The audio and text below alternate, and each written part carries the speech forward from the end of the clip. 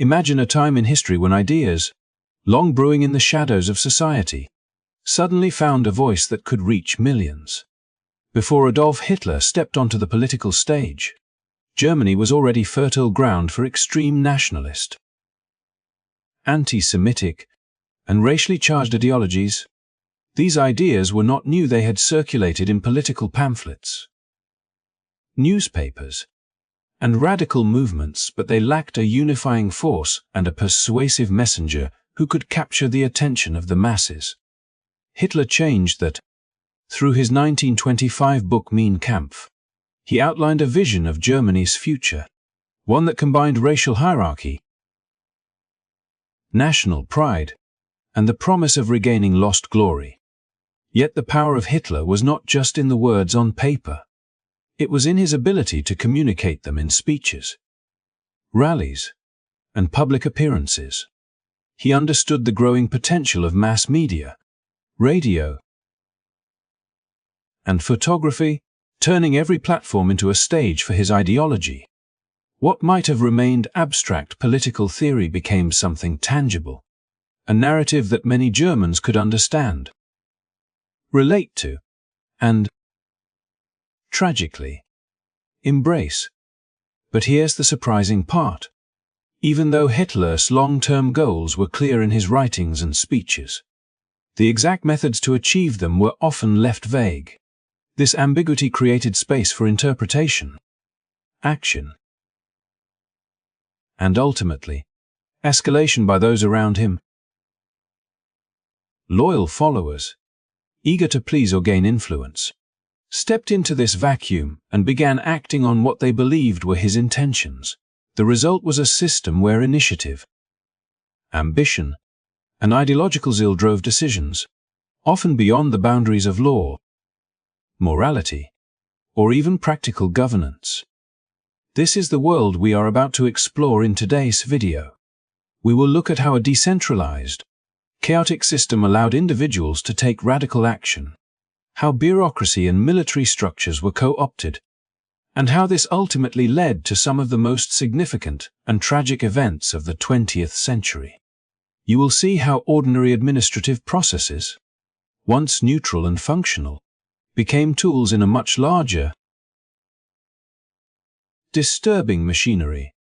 We will dive into the dynamics between Hitler and his subordinates, revealing how the lack of strict oversight, combined with competing ambitions, created a climate of action-driven decision-making that had devastating consequences. By the end of this journey, you will understand that while Hitler's ideology was the spark, it was the system and the people operating within it that allowed these ideas to manifest into reality. This story is not just about history, it is a study of human behavior, organizational dynamics, and the dangerous potential when ambition and ideology intersect without restraint.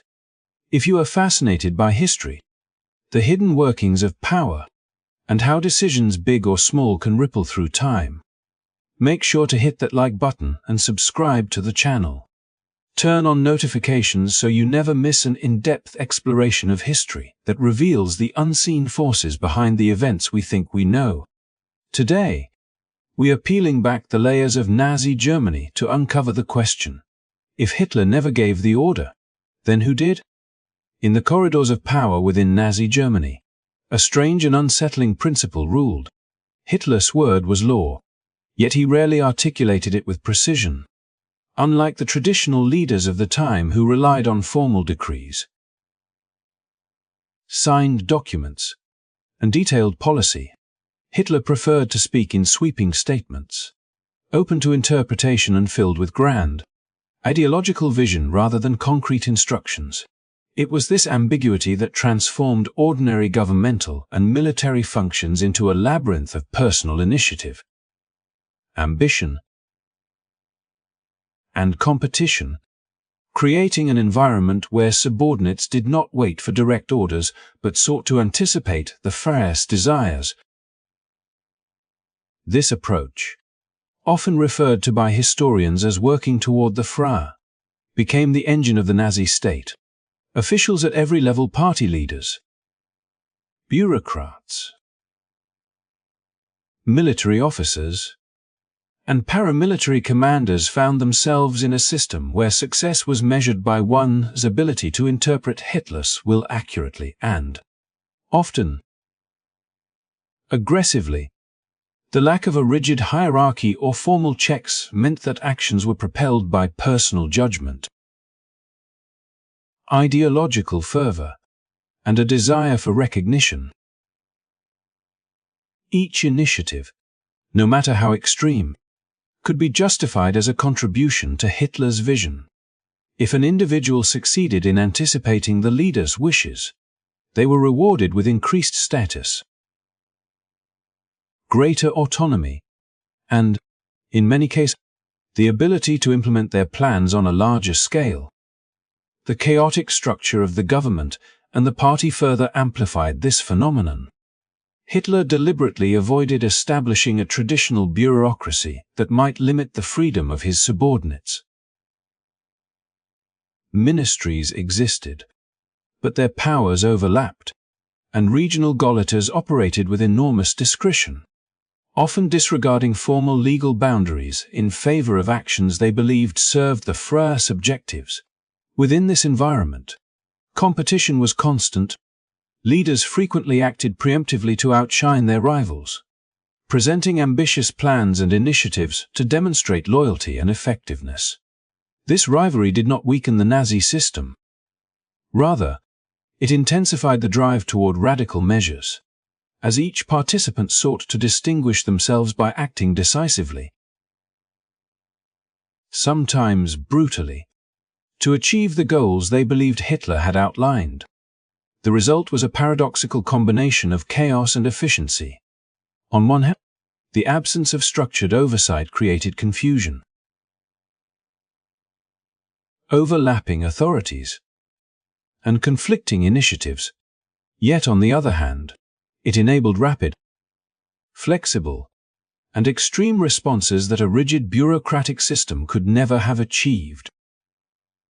For example, in the planning of operations in the East, subordinates were instructed to develop strategies for the treatment of occupied populations without being informed of each other's plans.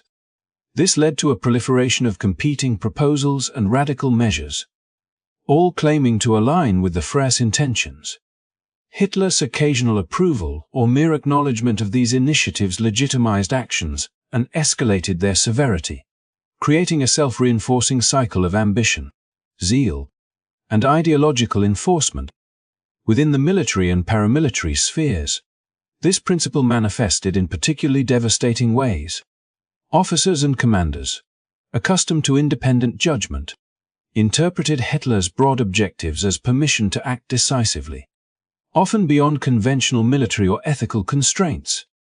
Orders to remove opposition, secure territory, or implement racial policies were frequently carried out without direct command, with officers taking initiative to implement what they assumed were the Führer's desires. This autonomy allowed for swift, brutal, and sometimes contradictory actions, as those in power competed to demonstrate their loyalty and effectiveness. Decisions that might have required extensive deliberation in other systems were executed quickly, with a focus on demonstrating alignment with ideological goals rather than adhering to standardized procedure. What emerges from this pattern is a system in which moral and legal boundaries became secondary to perceived ideological necessity. Subordinates did not merely act as implementers of Hitler's vision. They became co-creators of policy through their interpretations, with each individual's ambition and perception shaping the trajectory of events. The lack of formal directives did not impede action, it accelerated it. Individuals who excelled in reading the Führer's intentions could push policies and initiatives further than even Hitler might have explicitly envisioned, and in doing so, contributed to a climate of escalating radicalization that permeated every level of government and military command. This dynamic also created a peculiar form of accountability. While formal oversight was minimal, the fear of misinterpreting the Führer's will served as a powerful motivator. Failure to act decisively, or to propose bold initiatives, risked marginalization, lossatus, or worse, removal by more assertive rivals. In this way, Hitler's reluctance to engage in micromanagement paradoxically ensured that his ideology spread efficiently and aggressively, as those around him strove not merely to follow orders, but to anticipate, exceed, and embody what they believed to be his vision. The system relied on the initiative, ambition, and ideological alignment of subordinates, turning a structure that might have been chaotic into a powerful mechanism for rapid decision-making and action, capable of implementing large-scale policies and shaping the course of history through decentralized but highly motivated agents. Through this lens, it becomes clear that the most defining feature of Nazi governance was not strict control from the top, but a carefully cultivated environment in which subordinates interpreted, anticipated, and acted upon vague directives with extraordinary zeal. The combination of autonomy, ideological drive, and the desire to demonstrate loyalty created a culture where action, often extreme, often brutal, was incentivized, rewarded, and perpetuated. The implications of this system would resonate throughout Germany and the territories it occupied, setting the stage for decisions and atrocities carried out not merely by a dictator's direct command, but through the initiative of those who believed they were fulfilling his will. In Nazi Germany, the traditional pillars of governance, laws, courts, and clear bureaucratic hierarchies were deliberately weakened or rendered almost meaningless, leaving a system where authority was fragmented, overlapping, and driven by interpretation rather than codified rules. The ministries that remained from the Weimar era existed largely in name, staffed with civil servants who continued their routine duties while party officials, Gauleiters, and Reich leaders exerted influence from the outside, maneuvering through the existing structures to bend them toward ideological aims. This dual system created a tension between continuity and radical change, as the formal state machinery carried on with established procedures, while the Nazi leadership simultaneously inserted itself into every decision, subtly shaping outcomes without assuming the responsibilities or constraints of conventional governance. Gauleiters, the regional party leaders, became powerful agents of this new system, operating with astonishing autonomy and often without oversight. On paper, they were advisors to state governments, but in practice, their authority often exceeded that of the official administrative structures, allowing them to implement policies and programs according to their own understanding of the Führer's vision.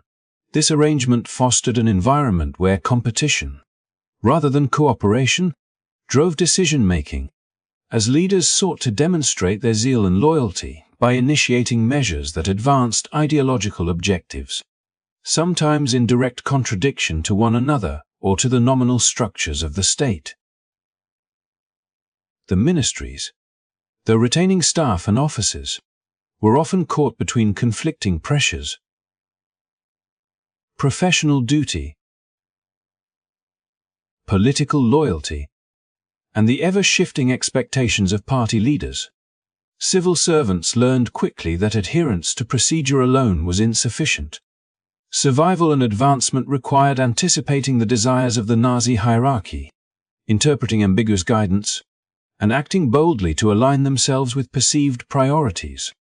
This decentralized approach to governance produced a paradoxical blend of chaos and efficiency.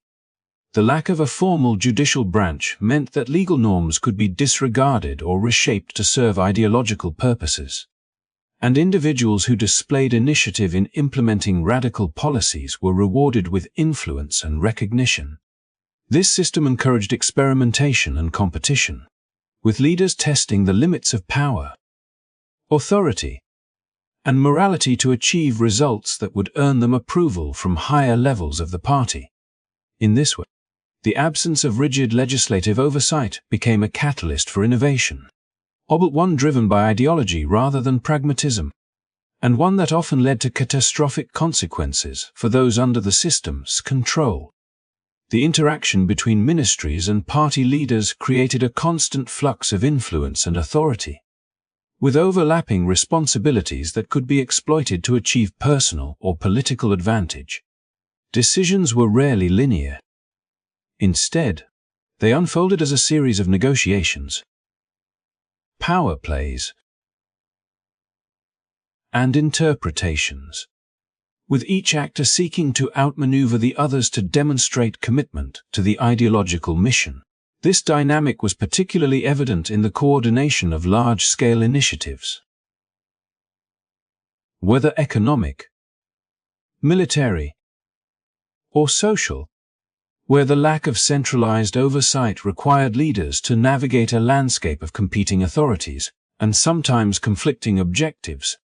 The result was a system in which action was prioritized over deliberation, and decisiveness regardless of legality or conventional morality was the currency of success.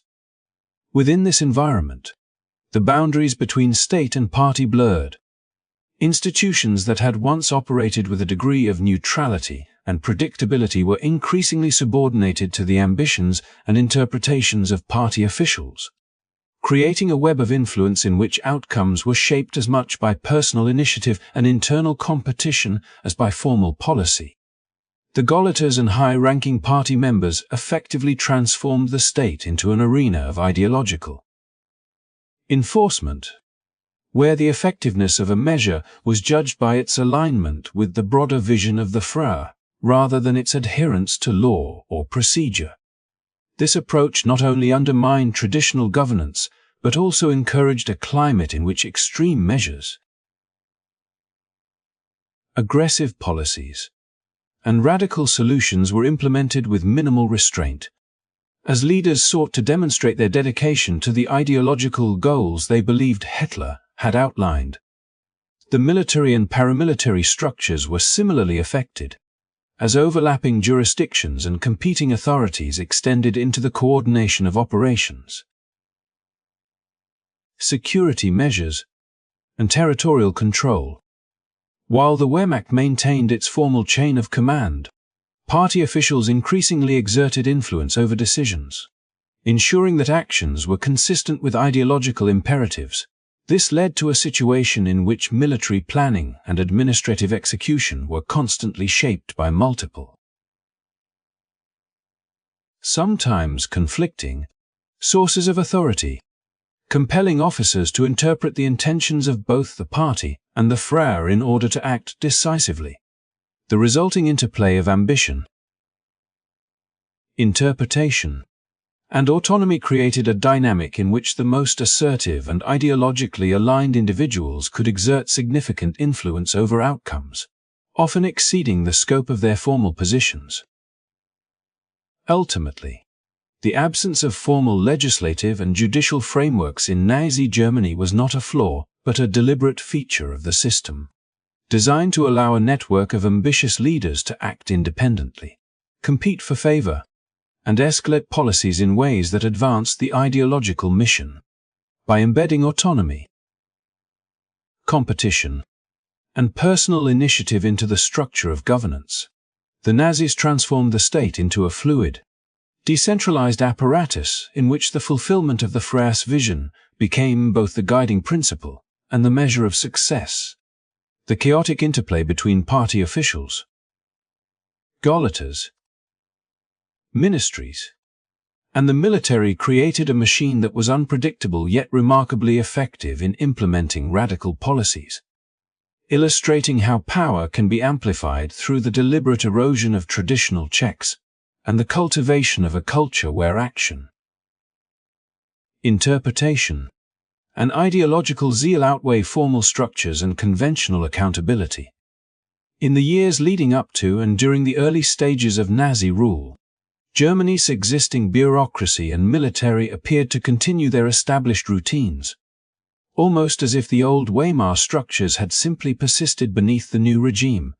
Yet beneath this surface continuity, subtle transformations were taking place that would gradually entwine the state machinery and the army with the ideological imperatives of the Nazi Party.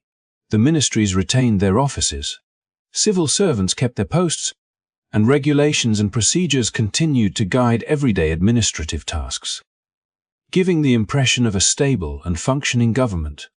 Yet the influence of party officials, gollators, and loyalists slowly permeated these structures, creating a delicate overlay of ideological oversight that increasingly directed both policy and action. This alignment was not imposed through overt domination at first, but through a combination of loyalty, strategic appointments, personal initiative, and a system in which compliance and enthusiasm for the Freire's vision were rewarded, while hesitation or resistance carried the risk of marginalization or worse. In the bureaucracy, long-standing civil servants found themselves navigating a landscape that was familiar in its mechanics but unpredictable in its demands. Their routines of record-keeping, administration, and policy implementation continued, yet these actions were now interpreted through the lens of ideological priorities. Departments that once functioned as neutral entities became subtly politicized, as loyal party members inserted themselves into key positions, providing direction and influence without dismantling the underlying structures. The old hierarchy was neither destroyed nor replaced outright. Rather, it was co-opted and guided from the outside, allowing the party to manipulate the state's functions without appearing to disrupt its continuity. This delicate manipulation created a system where civil servants could carry out their duties as usual, yet the outcomes of their work increasingly served the broader goals of the Nazi agenda, demonstrating the remarkable adaptability of both the bureaucracy and the party in achieving alignment without total absorption. The army, similarly, presented a facade of continuity, retaining its traditional chain of command, officer corps, and organizational structure. Many generals were not ideologically committed Nazis, and the institution valued its independence as a professional, non-political organization. Yet the ambitions of the regime and the ideological demands of the Freire gradually infiltrated military decision-making, while the Wehrmacht initially resisted direct interference from the party. The alignment of military objectives with nationalistic and expansionist goals created common cause. The restoration of German military prestige, the revision of the Treaty of Versailles, and the desire to reclaim lost territories provided a unifying framework that made the army more receptive to collaboration with the party. Over time, positions of authority were filled with individuals whose loyalty to the regime was assured, ensuring that key operational decisions reflected Nazi priorities, even in the absence of explicit directives from Hitler. The subtle intertwining of bureaucracy and ideology created a unique form of governance, where institutional continuity masked profound transformation. Party officials operating alongside the formal structures encouraged initiatives, interpreted the intentions of the Freire, and steered policies toward ideological outcomes. This meant that day-to-day administration, once considered routine and procedural, became an instrument of the regime's broader objectives. Departments and offices that had functioned independently were now subtly guided by directives that emphasized ideological goals over legalistic or pragmatic concerns. And success was measured not by procedural efficiency alone, but by alignment with the broader vision of the party. Civil servants and military officers alike were compelled to navigate an environment where the traditional boundaries between professional responsibility and ideological loyalty were blurred, and where the initiative to interpret, anticipate, and enact the Freire's wishes became both a tool for advancement and a requirement for survival. Over time, this alignment became increasingly pronounced, particularly as the stakes of war and expansion grew higher. The Wehrmacht's operational conduct, once guided primarily by military strategy and professional judgment, became progressively entwined with ideological imperatives. Orders and actions were framed to reflect the goals of racial policy, territorial conquest, and suppression of perceived enemies. and officers who embraced these imperatives were rewarded with authority and prestige. Similarly, the bureaucracy, while maintaining its functional facade, facilitated and implemented policies that were increasingly radical, providing logistical, financial, and administrative support to initiatives that furthered the regime's objectives. What had begun as subtle guidance and influence evolved into a systemic alignment where professional institutions became extensions of ideological ambition, demonstrating the capacity of both bureaucratic and military structures to adapt to, and ultimately advance, the party's vision without overt coercion. The process was gradual but inexorable, illustrating how a regime could exert control not merely through direct orders, but through influence, competition, and the cultivation of loyalty. Bureaucrats and officers learned that initiative, interpretation, and ideological enthusiasm were not only valued but essential to their continued relevance and power, creating a self-reinforcing system in which compliance and proactive action merged seamlessly with institutional function. In this way, the existing German bureaucracy and army, appearing stable and unchanged on the surface, became powerful instruments in the realization of Nazi goals, their operations and decisions subtly but decisively shaped by the ideological currents flowing from party leadership. Over time, the distinction between professional duty and ideological execution blurred entirely, leaving institutions that outwardly resembled the old state machinery but were increasingly and inevitably aligned with the ambitions and objectives of the regime, enabling both bureaucratic and military structures to implement radical policies, escalate initiatives, and contribute directly to the broader trajectory of Nazi Germany.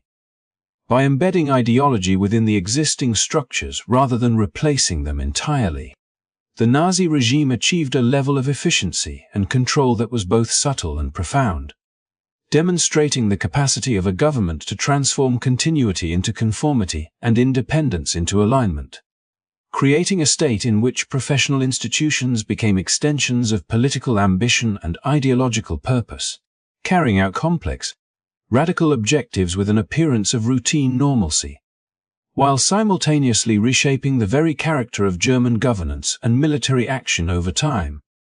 As the Nazi regime consolidated power, a disturbing pattern emerged in which officials, military units, and paramilitary organizations began to act not out of direct command, but out of ambition, initiative, and the desire to align themselves with what they perceived to be Hitler's will.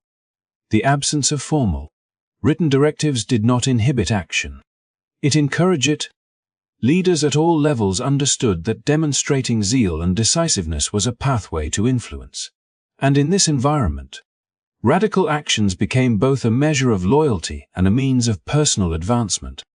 This dynamic was particularly evident in the policies and practices that led to mass violence, where individuals and units interpreted broad ideological goals in ways that escalated beyond what had ever been explicitly commanded. The initiative to act, often aggressively and without restraint, became the engine that transformed abstract ideology into real, devastating consequences for millions of people. In the early years of the war, as German forces moved eastward, special units such as the Einsatzgruppen began to operate under this principle of autonomous initiative, charged with securing occupied territories. These groups were exposed to general directives that emphasized the removal of enemies and the enforcement of racial policy, but they received no precise orders regarding the scope or methods of execution. What unfolded was a series of decisions made by individuals who sought to demonstrate their commitment and efficiency. Officers and commanders assessed the situation, made choices, and escalated violence according to their understanding of the ideological objectives set forth by the regime. In practice, this meant that actions could vary significantly between units, with some taking measures far more extreme than others, all justified internally as necessary to fulfill the Frei's intentions. This system created a competitive atmosphere in which officials sought to outdo one another. Recognition, promotions, and favor were awarded to those who showed initiative, demonstrated ideological fervor, and achieved visible results. The pursuit of these rewards encouraged a cycle of escalation.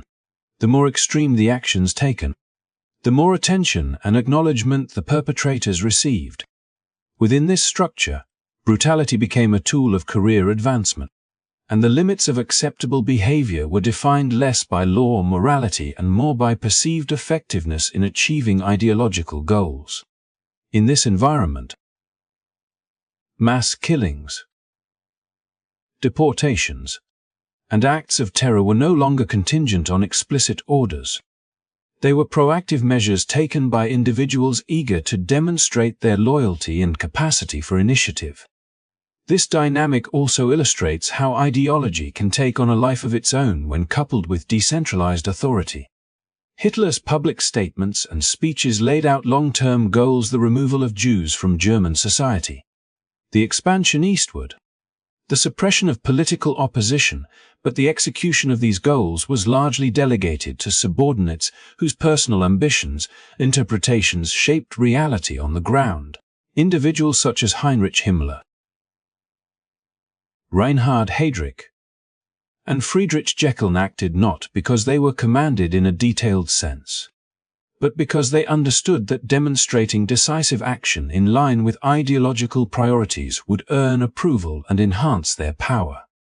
These actions quickly escalated into systematic programs of violence, as each initiative inspired and justified the next, creating a chain reaction that transformed radical ideology into organized, industrial-scale atrocities. The effect on both perpetrators and victims was profound. For the perpetrators, the decentralized, incentive-driven system created a sense of autonomy and purpose that reinforced their commitment while reducing hesitation or moral restraint. The absence of formal orders created a climate in which individuals felt justified in exceeding even the already extreme parameters of the regime's ideology. And in doing so, they became co-creators of policy and execution. For the victims, this meant that violence could erupt unpredictably, intensively, and with little recourse, as the structures of the state, both bureaucratic and military, were leveraged in the service of radical ideology without the moderating influence of traditional oversight, law, or judicial review. The escalation of actions also demonstrates how systemic incentives can shape behavior, even in the absence of explicit instructions. Subordinates competed to demonstrate alignment with Hitler's vision, to claim initiative, and to achieve visible success. Each act of violence, each policy implemented with zeal, became a precedent for the next, normalizing extreme measures and creating an accelerating cycle of radicalization. The process was self-reinforcing. Those who acted boldly were rewarded, while those who hesitated risked being left behind, marginalized, or alienated. Through this feedback loop, the regime's ideology became operationalized at every level, embedding radical practices into the very functioning of government and military institutions. Ultimately, the absence of formal directives did not impede the realization of the regime's objectives. It enabled a system in which initiative, ambition, and ideological zeal transformed abstract principles into concrete, systematic actions. Mass atrocities, forced deportations, and widespread killings were carried out by individuals and units interpreting, anticipating, and acting upon the expectations of the regime, creating a mechanism by which ideology became action. This decentralized escalation demonstrates how a political system can leverage ambition and competition to translate vision into reality, how moral and legal constraints can be overridden by perceived loyalty and initiative, and how the structures of governance and command can be mobilized to produce catastrophic outcomes when autonomy is coupled with radical ideology. In this environment, radicalism was not only permitted, It was incentivized, nurtured,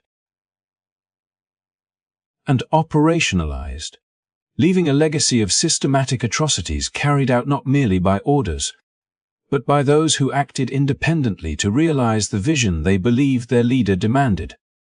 As we reach the conclusion of this exploration into the inner workings of the Nazi regime, it becomes clear that the mechanisms which allowed Adolf Hitler's vision to take such devastating form were neither simple nor conventional.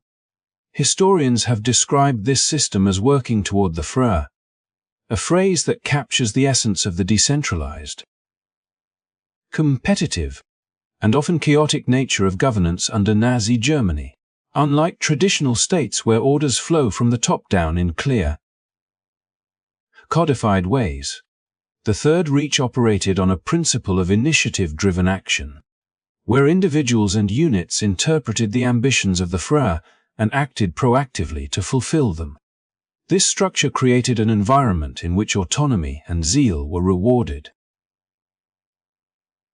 Competition thrived, and the boundaries between legality, morality, and ideology blurred beyond recognition. It is within this system that we see the full extent of the destructive capacity of human ambition, when combined with radical ideology and unchecked power. One of the most striking consequences of this arrangement was the escalation of violence on a scale previously unseen in modern history. Officials, military officers, and paramilitary units did not simply wait for explicit orders. They acted to anticipate Hitler's desires, often exceeding the already extreme expectations of the regime. In the case of the Holocaust, we witness how decentralized initiative allowed radical measures to multiply, spreading across territories and institutions with horrifying speed. Local commanders and bureaucrats made decisions about deportations, killings, and expropriations based on their interpretation of ideological imperatives, knowing that proactive action would bring recognition and reward. The cumulative effect of these individual initiatives was a systemized, industrial-scale atrocity, transforming radical ideology into tangible, systematic actions that consumed the lives of millions. Resource allocation was similarly distorted by this structure. The competition to demonstrate ideological commitment often trumped strategic or practical considerations. Military campaigns, economic projects, and administrative priorities were frequently guided by the goal of pleasing the Führer rather than by rational planning or efficiency. Initiatives that displayed loyalty and zeal received attention. Resources and manpower, while those that adhered strictly to procedure or conventional logic risked being overlooked or obstructed. This led to a misalignment between long-term strategic objectives and the short-term actions of officials eager to showcase initiative, creating inefficiencies and missteps that compounded the chaos inherent in the regime's governance. The moral and ethical fabric of the state also disintegrated under this system. By incentivizing aggressive, autonomous action in the name of ideological goals, the Nazi hierarchy effectively encouraged individuals to commit acts that would have been unthinkable under ordinary governance. Human life, law, and conventional morality became subordinate to the pursuit of perceived loyalty and initiative. This moral collapse was not the result of direct coercion alone, but of a complex interplay between ambition, ideology, and systemic incentives that rewarded radical behavior. Ordinary bureaucrats, soldiers, and officials became complicit, their participation normalized by the structure itself, which made extreme action both rational and necessary for advancement within the system. Yet amid this cause, the system proved terrifyingly effective in advancing Hitler's long-term goals. Expansionist ambitions, racial policies, and the suppression of perceived enemies were implemented across multiple domains simultaneously, driven by countless individuals acting independently yet converging on a shared vision. This diffusion of authority, paradoxically, enhanced the regime's capacity for action, as it harnessed initiative and ambition across a broad network of actors who were motivated by personal gain, ideological zeal, and the desire to be seen as fulfilling the freier's will. What emerges is a chilling lesson in how decentralized systems, when paired with radical ideology and personal ambition, can produce both extraordinary efficiency in achieving goals and catastrophic consequences for humanity. Understanding this system is crucial not only for historical clarity, but also for reflecting on the mechanisms through which power can corrupt, structures can be subverted, and morality can be eroded. Working toward the freie illustrates the dangers of a governance model that rewards initiative without accountability, that encourages competition without ethical constraint, and that amplifies ideology at the expense of reason and humanity. It reminds us that atrocities are often not the product of a single individual's direct commands alone, but can emerge from systemic incentives.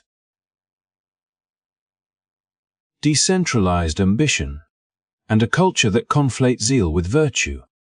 As we close this examination of the inner dynamics of Nazi Germany, it is vital to remember the lessons embedded in these historical realities.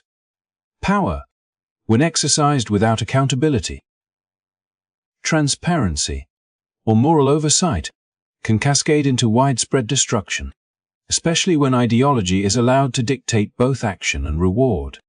The story of how Hitler's ambiguous directives, coupled with ambitious subordinates, transformed Germany into a machine of both bureaucratic efficiency and unimaginable brutality serves as a cautionary tale for future generations about the vulnerabilities inherent in hierarchical structures that prioritize loyalty and initiative over justice and ethics. Thank you for joining me on this exploration of the mechanisms of power, ideology, and responsibility within one of history's most infamous regimes. If you found this deep dive insightful, informative, and thought-provoking, I encourage you to support the channel by liking this video, subscribing, and sharing it with others who are eager to learn from history. By engaging with content that illuminates the past, we keep alive the memory of lessons hard-earned through suffering, ensuring that awareness and knowledge can guide the decisions of the present and the future. Together, we can honor the past, educate the present, and inspire vigilance against the forces of unchecked power. Your support helps us continue to create detailed, well-researched explorations like this, preserving history and fostering understanding for years to come. Thank you, and do not forget to like, subscribe, and join us for future deep dives into the stories that shape our world.